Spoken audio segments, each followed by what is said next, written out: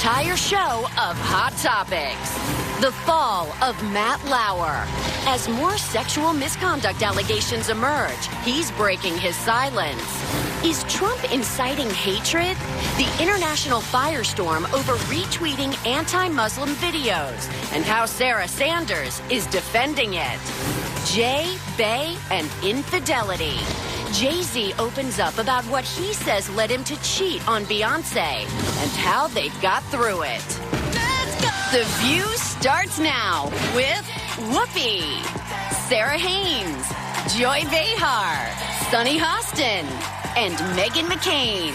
Now, let's get things started.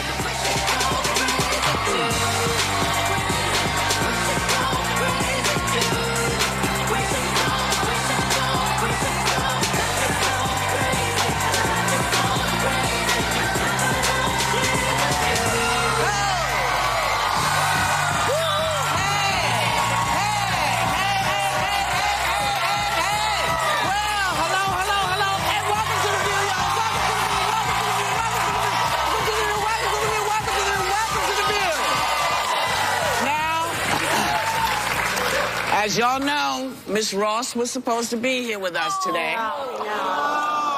But she had to cancel at the last minute due to the flu. So we're going to reschedule and get her back here as soon as possible.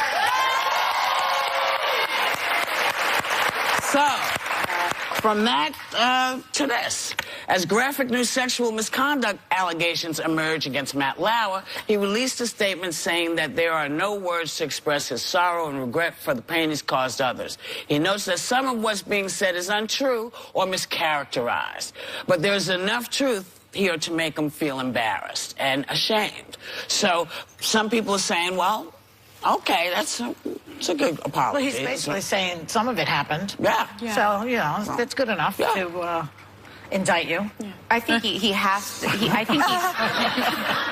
I think he's owning up to it. But there seems to be, if you noticed the news cycle yesterday, it was like every time you refreshed your phone, there was a new article coming out. Mm-hmm. Yeah. And I think I'm seeing the reason he might have said some of this is untrue or misinterpreted is there were some things that, like, for example, the button they talk about on the desk, executives and high-level people have that all over that building and also in other industries. Can you explain it? What the button is it's pretty much like when you're in a meeting, even tech managers have these.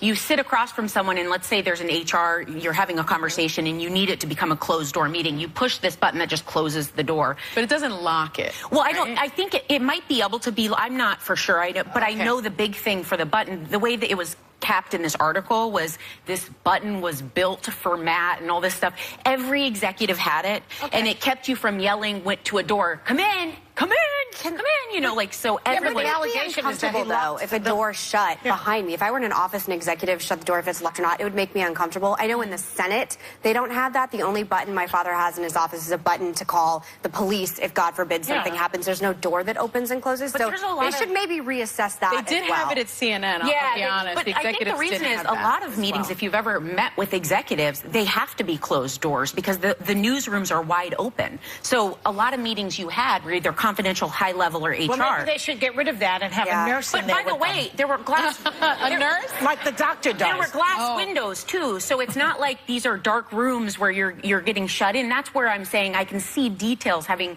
grown up over there and seen it in other buildings where that was couched as something disgusting, and you're kind of looking at it, you're like, wait, but everyone has like that. They're piling on a little some detail that you know to be not exactly what they're saying. But I think it's important that he did come forward and say, you know, I apologize, I'm embarrassed, I'm ashamed, and at least acknowledging that some of this did happen. Yeah. And a significant amount of it, so much so that he was fired from his place of employment. He'd been there for 20 years.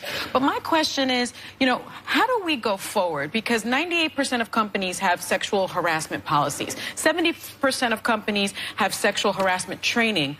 Well, that clearly isn't enough. And well, so get rid of the NDAs, like the non-disclosure things we talked about. That's a big problem. Or maybe give accountability. You know, there has to be this zero tolerance policy. Process, yes, because I know Whoopi and we've talked about having due process. But I saw a big change in schools when there was that zero tolerance for bullying. Immediately, parents took it more seriously, Right. teachers took it more seriously, and I think it helped a lot. Why can't we do something like that? Because, listen, what needed to happen has happened. It's become a dangerous thing to do to Yes. women. It is now, that's what you have to make it.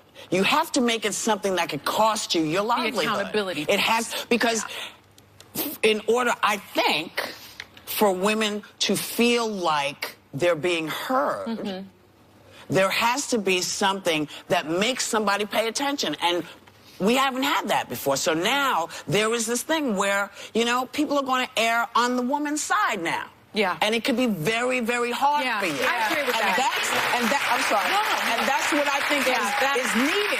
that so that accountability. now, you know, and I don't know when this is going to end, because I have to tell you there's one more. Oh, God. Right before we went to air, Russell Simmons said he's stepping away from his companies over sexual misconduct allegations. Didn't see that one coming. No, I Didn't see think that one coming. It's just like, vroom, vroom. I mean, Yeah, where's the they're bottom? everywhere. Where's I the don't bottom? know where the bottom is, but I know that the initial thing that needed to happen, which is what people ask for in network, go to your windows, open it, yell, we're not going to take this anymore. Well, women have decided we're going to en masse take care of this. Yeah. And it is no longer acceptable, and it's dangerous, because women will take you down now. They're not playing. They're, and they do.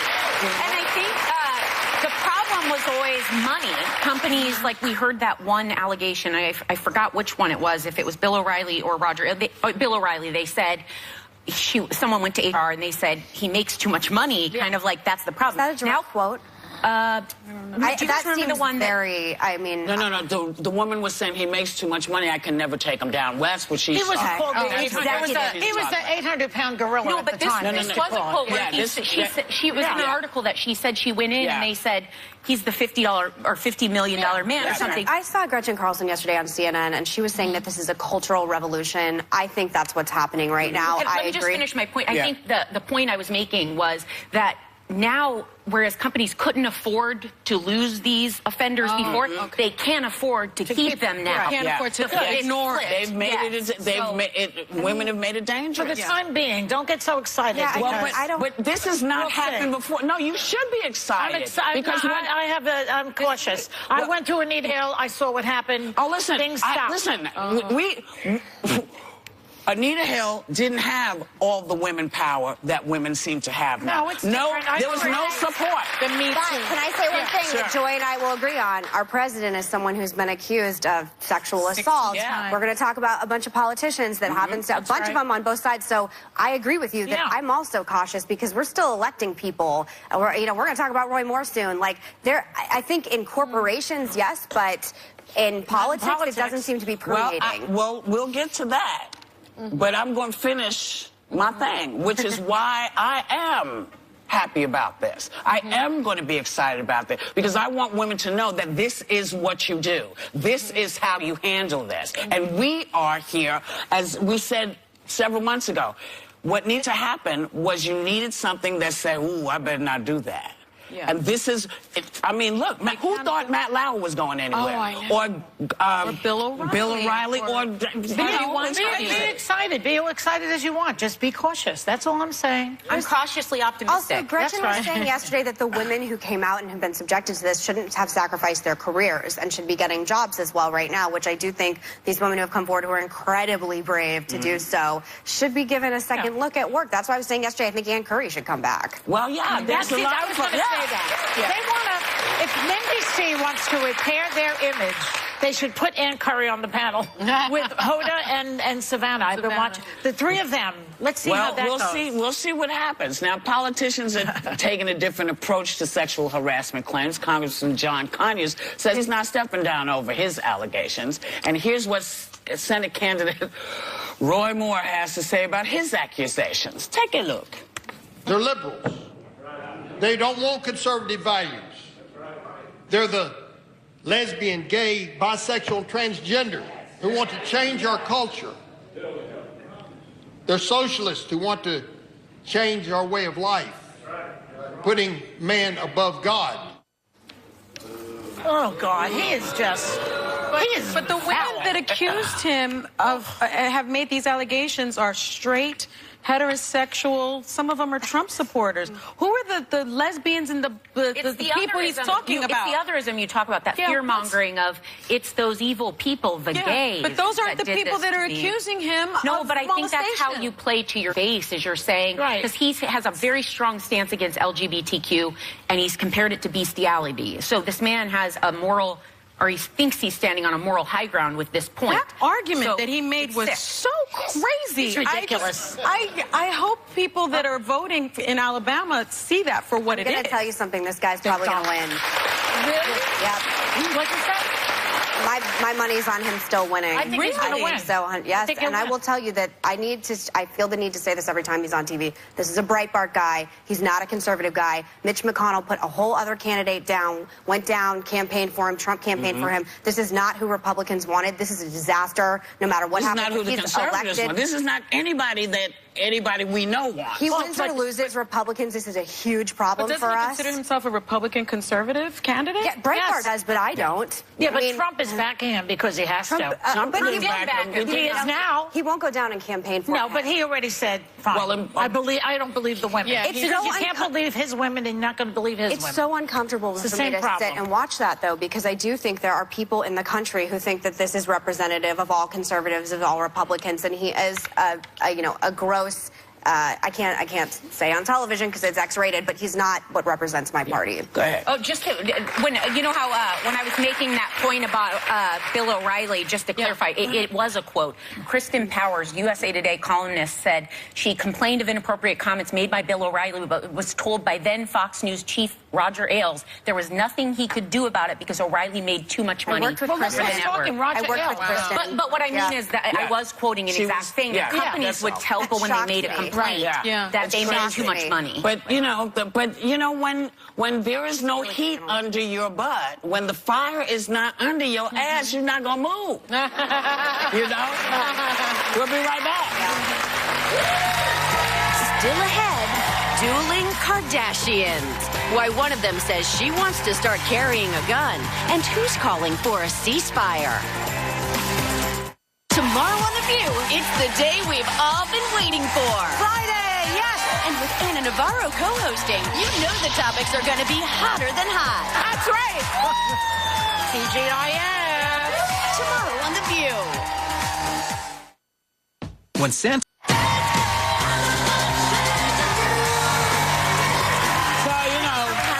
A lot is going on, and it's fast and furious. And as we said, politicians are taking a lot of heat. Folks that, stuff's happening. But the reality guy in the White House has sparked an international controversy, case surprise, after retweeting an anti-Muslim video or anti-Muslim videos from a far-right British website, some of which have been debunked as fake. But the White House still defended his actions. Take a look. It's important to talk about national security and national security threats. Look, again, whether it's a real video, the threat is real, and that is what the president is talking about. She's got a rough job. If it wasn't so tragic, if it wasn't so tragic, it would be funny. But it's so insane that a press secretary would say, it doesn't matter if the video being retweeted to the world to his 60 million followers, 44 million followers is real. It's just about the message behind it. I mean, they always talk about this administration, about the irresponsibility of the media. Well, what about their irresponsibility in that instance? You know what? You're forgetting one thing about this administration. One thing that people have to remember about Trump and this girl and the rest of them, they have no shame, okay? You cannot negotiate with people who have no shame. But it's beneath the dignity of the office of the United States presidency. They don't have shame. It's impossible to get through to them. There are people. You act like they're normal people. They're not normal. There's a guy named Scott Adams that writes about the persuasive nature of the Trump administration, and it gives you an insight into not defending him, but what their strategy might be. Right. I think this is one of the most insightful comments yet by Sarah Huckabee Sanders, because there are often people that say, don't take him. What do you mean insightful? She's going to explain Well, that's what I'm saying, is that not to take it literally. A lot of supporters say, the hyperbole, the exaggeration. The problem is they just admitted that if the message they're pushing is okay, it's okay to be misfactual, like to not be truthful. Yeah. And that was To the use first time alternative you're kind of hearing a term where they're confirming this idea that as long as you're pushing it for the right reason, it doesn't matter if it's literally true. You know, like, and that's a scary thing to see. That doesn't play. That It's doesn't very work. scary because I think, you know, he's clearly retweeted that 3 times, three different retweets to play to his base, to play to his supporters. And now they're somewhat confused because they don't know what is real and what it isn't, but they follow him. I want to address something you said yesterday, Megan. You said that I implied that all Trump voters are racist or misogynistic. And can we put it in context? You said when Hillary won, and it comforts you that she won the popular vote because that means that not everyone is agrees with otherisms, not everyone is racist, not everything. And no, what I said was I feel better that she won the popular vote because that tells me that the majority of Americans understand that racism is wrong, that otherism is wrong, and that a woman can lead. Understanding that racism is wrong, I interpret it as saying that they're racist. Yeah, but let me. Can I ask you a question? Wait, Do you think all Trump supporters are? Let me finish my thought so that I don't forget it. I think you misunderstood what I said. And if you misunderstood it, then other people out there misunderstood it as well. And my point was very nuanced. And so let me explain the point. I do not think that all Trump voters are racist. And I didn't say that. I have friends, I have family, I have colleagues that voted for Trump. And so I don't think those people are racist. I think they're good people. And I can't see inside people's hearts. But what I will say is Trump ran a campaign on otherism. He ran a campaign about birtherism. He ran a campaign about Muslim bans. He ran a campaign calling your father not really a true war hero because he wasn't captured. Because he was captured. Mexicans are racist. He has a history of housing discrimination against African Americans. The Gold Star families he went against. He says that he can grab women by the vagina. I mean, the list goes on and on and on and on. So when people hear that and look the other way, and not only look the other way, but vote for him, regardless of their personal motivation, whether it be race, whether it be personal financial gain, I think you're somewhat complicit in that because you don't have to be a racist to allow racism to flourish. You know what I mean? You don't have to be a bigot to enable bigotry. You don't have to be a racist to allow racism to flourish. And so when I said 3 million other people saw what he was talking about and they didn't look the other way, they decided I can't support that. And you know what? It does make me feel better at night. And it makes me sleep better at night. That was my point. Yeah, I got it. Is it clear? Is it clear now? I think we view the election. I agree with some of what you're saying. I think that, with all due respect, I spend a lot of time in Red America. I think I understand the Trump voter, and I think to say that they're complicit, there's a lot of people that felt really left behind. I think this election was about poverty. You also said something about Andrew Jackson having a photo in the White House being a siren song or a virtue signal. I don't remember exactly, but something about... For the viewers that didn't see that, you know, Donald Trump, when he was talking in front of the code talkers, the Navajo Nation, he was doing it in front of a portrait of Andrew Jackson, who was the Indian killer. And he chose to have that portrait in his Oval Office. And I said it was bad optics, but you said it was a signal. And I think for me, it's like sitting here being like, well, why if you have a picture of Andrew Jackson up, that means that you hate Native Americans. But why him at that particular meeting? Can I tell you something? It is, I'm trying to explain my people here on the show every day, and it's an intense challenge. It really is. I try very hard every day. Which are your people? And which are your people? I consider red state people my people. You didn't vote for Trump. I did not vote for Trump, but part of it is because of a personal attacks on my father. I couldn't reconcile those two things, but I do think that... People can't reconcile his racist remarks sometimes. Why do you think that are of color? About the Wait, hold on. Let him finish. I'm sorry. I'm really trying. I try every day to explain Trump and his supporters, and I think that I feel like after Obama's election, I tried very hard to understand why he won, what we weren't doing as Republicans, all these things, and I don't think the same respect is being done to Trump, no matter how much you hate him, and I get it. Trust me, I get how much everybody hates Trump. I understand. But I'm just saying, you are doomed to repeat the same mistakes that you did in 2016 if you think it's only about you're complicit as this voter voter, you're whatever, and you don't have to listen to me, but I tell you, before I joined the show, I watched your Election Day episode. I was not shocked in the same way that you guys were by Trump's win. I was not surprised. You weren't wearing a black veil like Joy? You weren't shocked as well. But that's true, you weren't shocked. Yeah, no, I wasn't shocked. But here's the thing, really, at this point, he is in there. And I will tell you, I don't hate anybody. I really dislike him because what he did, he didn't have to do. He didn't have to come in the way he came in. He didn't have to come in swinging like that. Yeah. And it pissed me off. But I will tell you this, and I'll say this before we go. Unless y'all, did everybody say what they had to say? I'm not sure yet. I'm not sure. I'm thinking. I think it's But I also great think that, like, a lot of people know, just for, and please jump in, Joy. Like, a lot of people hate Mike Pence and Paul Ryan. I had a conversation with him on the train that was like, I don't know who's worse, Trump, Mike Pence, or Paul Ryan. And when you call Bush Hitler, when you call my father Hitler, when you call Mitt Romney Hitler, at a certain point, if you cry wolf long enough, the beast shows up. So I'm sitting here telling you that we have to find some common ground here, and I try every single day, and I feel like I'm failing right now. You aren't. No. Wait. Just everybody hold on. We'll be right back because we're going to finish this.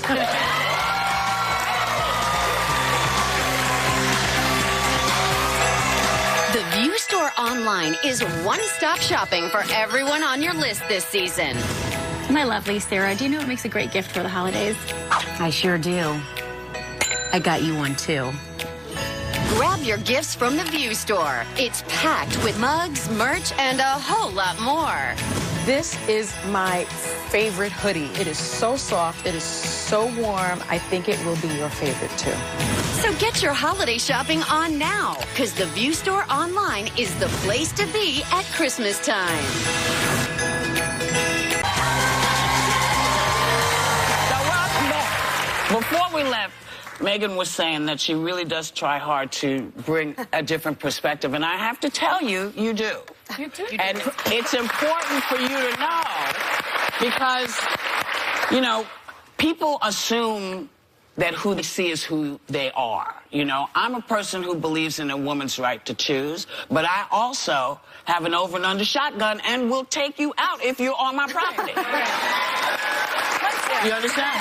Well, I just want to, you know, because it's important to know that we are mostly, even in states where they say it's all red, it's all this, we are mostly shades of things. We evolve and we change. Layered. And what we can't do as Americans, regardless of where you live, is let the media dictate how you feel. Yeah. That is something, and they'll say, well, that's a red state or that, but we know that lots of different people live in lots of different states. So it is, again, up to all of us to continue the conversation. And sometimes it's not easy. Sometimes it gets a little, get like this sometimes. But we're here to try to do it, to show that it can be done, and that it can be done with women. Because, you know, they always say, oh, women can't do this, can't do that. We're here to say, yes, it can be, and it is incumbent upon us as American citizens to do our job to get out and make voting a priority again. Right. Forget all this other BS. Those are the things that are going to be incumbent upon us. And that's the thing, you know, and I want to say this to you too, Megan. I mean, this is a hard job. This is a hard job to discuss your views, to try to explain in 5 minutes or 1 minute how you feel and how the rest of the country feels. Without being interrupted every second. Yeah, also. and I think... and I like think, just now?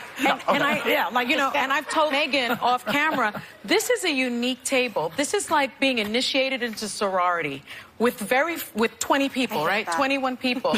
and I never was in a sorority. and you know, the only people that understand what it's like are the people that are sitting here. And I think you're doing a great job. Well, this is what I will say is I worked at Fox for a long time. It's fun working at Fox when you're a conservative because everybody agrees with you. But there is a point that Trump's America has changed things for me in a lot of different ways because I do feel like I don't believe in echo chambers anymore. And I think working on this show is important because obviously showing that perspective. But Trump makes everything so hard for traditional conservatives. I've been a conservative while he was, you know, giving money to Chuck Schumer.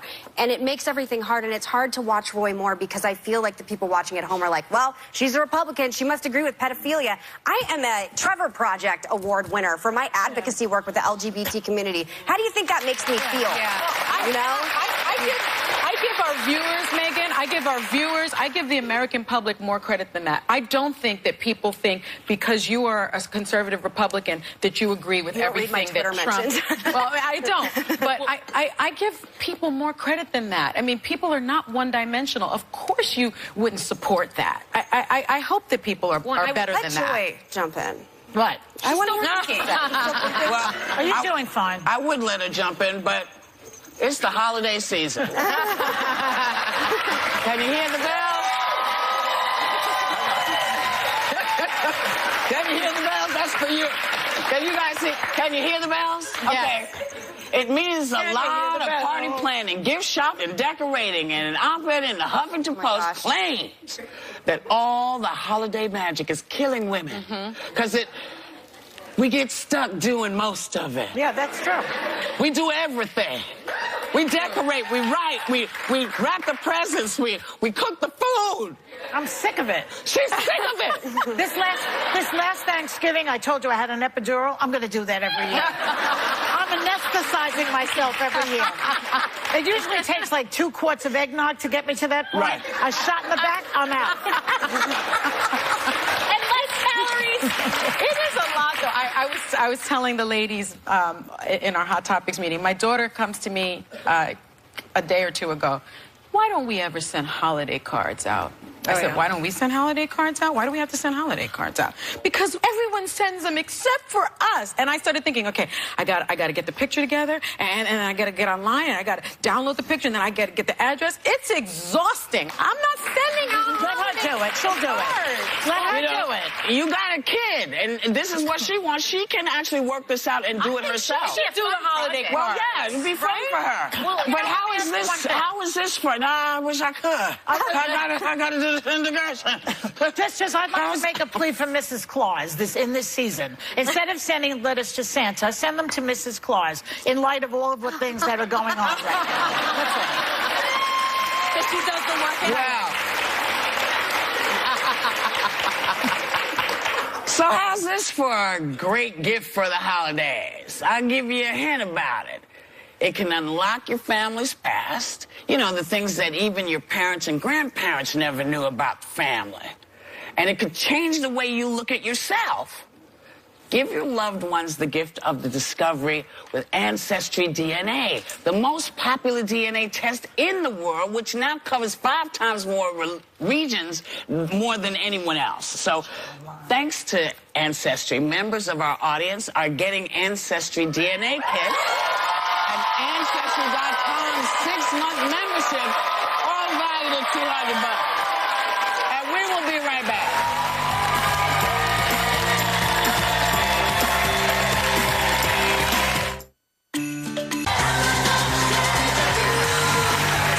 Okay, welcome back. So the next Keeping Up with the Kardashians takes on a subject that viewers might not expect: gun control. It started when Kendall Jenner said she wants to start packing to protect herself. Take a look. She said she's like literally a different stalker outside of her house every few days, and like she's a single girl who lives alone and she just wants away. Like someone's already broken into her home, and what if she was there? Like, well, that's what you have security for. But in your situation, say that gun, you were able to get access to it. Would you know what to do? I couldn't have gotten away to go get the gun. I'm not comfortable with it. I wouldn't want my kids around it. I wouldn't want, like, sleepovers going on here with the kids here, and I know there's a gun. Well, we've had this conversation at this table, and I think, Sonny, you said you're not comfortable without knowing who's got what in their house. Yeah, if my kids are going over to your house, I want to know if you are a gun owner, whether or not the gun is locked up. I certainly ask that, but I will say this. I live far outside of the city. You guys know that, where I raise my chickens and have my dogs. When my husband is away and I'm alone with my children, I worry about my ability to protect my family. And I can understand if someone lives in a rural area where it's going to take 20 to 30 minutes for the police to respond, and you don't have security, and you're a woman with children, you may need a gun to protect yourself. I had the same experience one time. I lived in the woods believe it or not.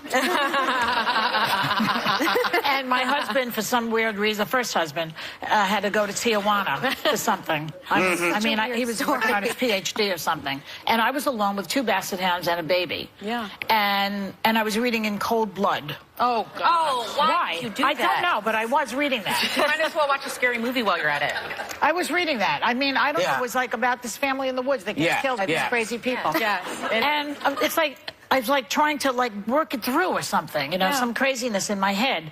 And I was petrified. And at that point I said, now I want to learn how to use a handgun. Which, so for people to think that I'm against First and Second Amendment, I'm not. But only for that. I'm not interested in the AR-15 to shoot deer as if the deer are in ISIS. Yeah.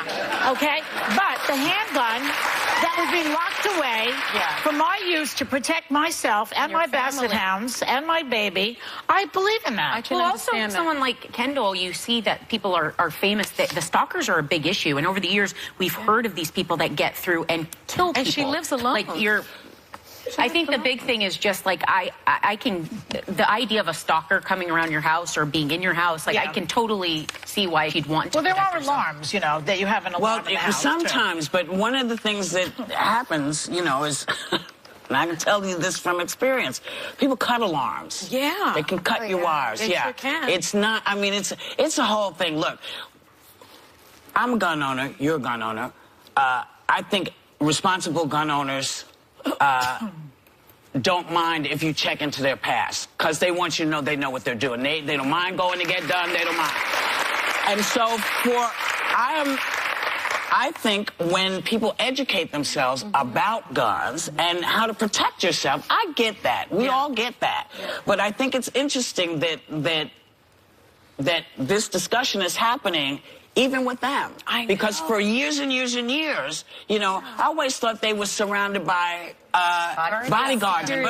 But, you know, to hear that, you know, she's concerned enough to say, maybe I should do this. I want to learn how to do it. Because, you know, people in L.A. and in Beverly Hills, you know, a great many of them are packing because it is scary. And they're spread out. Yeah. I'm surprised her position didn't change after her assault in Paris, because 200,000 sexual assaults were prevented by self-defense with firearms last year. So I am surprised she didn't sort of take a second look, but she said that she didn't think she could reach the gun in time. So I guess obviously it's a very personal issue for each person, but I don't think she should tell her little sister who has a bunch of stalkers that she shouldn't necessarily look into it as well. So it's, you know, see, we had a great discussion. We'll be right back. Come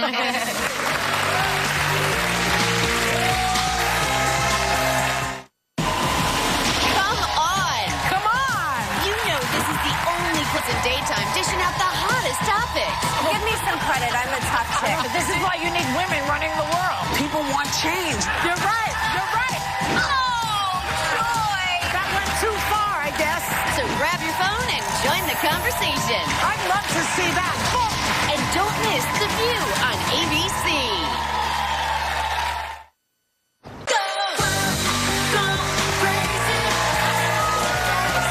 Okay, so I was supposed to be talking about something else, but I feel the need to discuss barren chickens.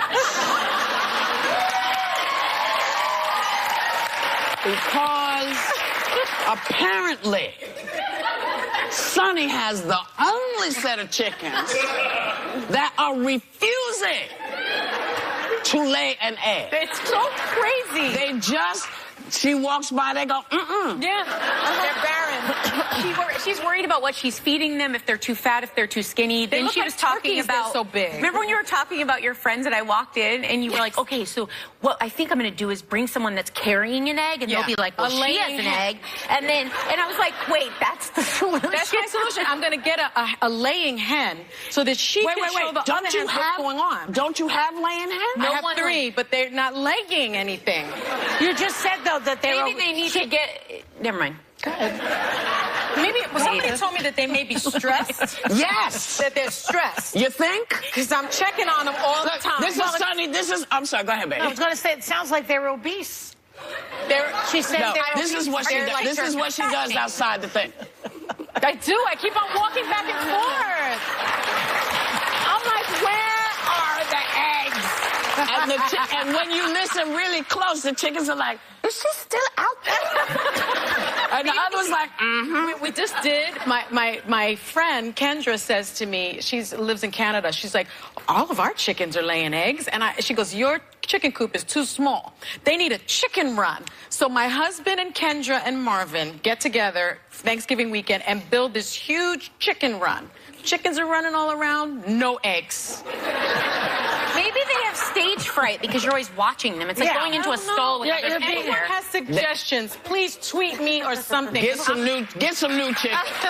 Okay, just get some chickens that you know have laid some eggs. See, they might be too young. They don't have a track record. I've been raising them. No, they don't have a track record. They might be too young. They'll lose their chickens. You think so? They're Got a bunch of dud chickens. Losers. But how could you have 3 dud chickens? I mean, I've been raising them. They were born on May 31st. Oh, you know what's wrong with these Trade chickens. them in. Y'all know what it is. What's it? What is They're it? bougie.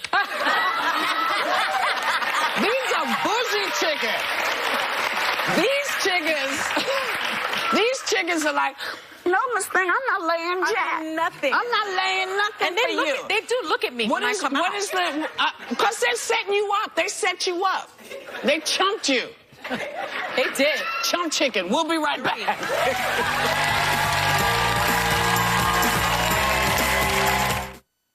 He was just warming up last time. So CNN political commentator Ana Navarro's back at the table for an entire show of Hot Topics tomorrow.